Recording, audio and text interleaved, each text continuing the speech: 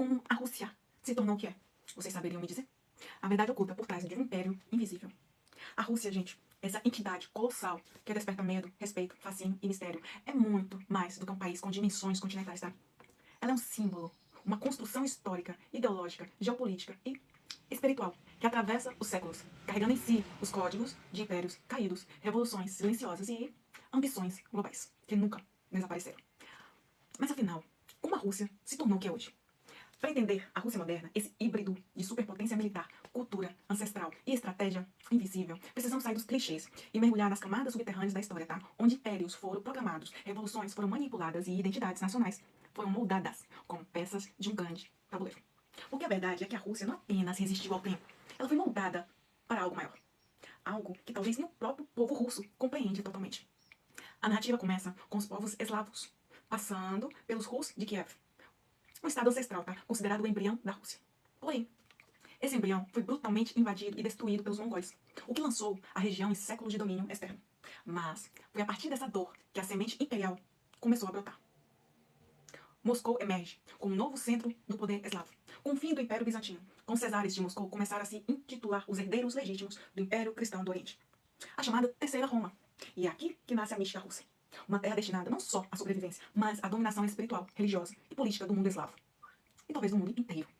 O Império Russo se consolidou com Pedro o Grande, que ocidentalizou o país à força, tá? Criou uma marinha poderosa e fundou São Petersburgo, a janela para a Europa. Mas esse movimento não foi apenas modernização, foi também programação imperial.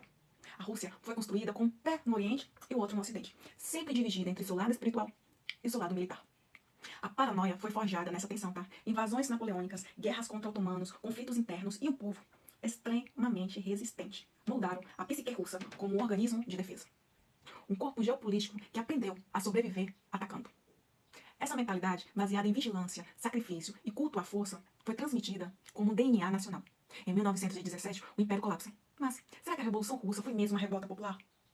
Ou uma revolução induzida por forças externas e elites globais?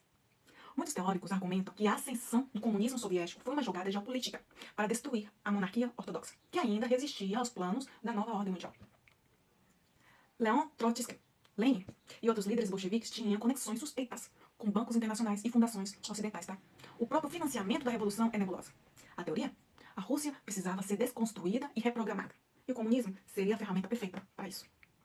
A União Soviética foi muito mais do que um projeto político, tá? Ela foi uma máquina de engenharia social, científica, ideológica e tecnológica. Criou um novo homem, uma nova linguagem, um novo inimigo. Mas também criou um estado de sombra, onde tudo era segredo, tudo era vigilância, tudo era guerra psicológica. A KGB, que muitos falam, os gulags, os programas espaciais, os experimentos com controle mental, tudo isso fazia parte de um projeto que ultrapassava as fronteiras da ideologia.